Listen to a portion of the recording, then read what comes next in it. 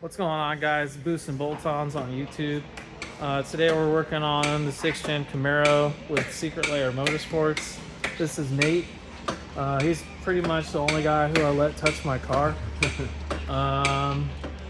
If you don't know about the car, it's Pro Charge 416 cubic inch 2018 Camaro SS with a built transmission, carbon fiber drive shaft, full Keltrack coilovers, and a lot of other goodies.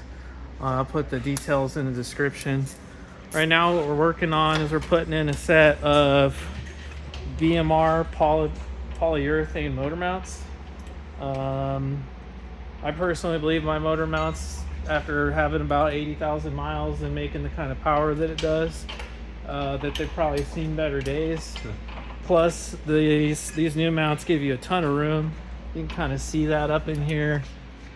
This big aluminum block right here is the motor mount attached to the cradle, and clearing up that space is really useful for the future when I plan to do a twin turbo setup. So Nate's gonna jam this out pretty quick. I'll let you guys know when it's all done.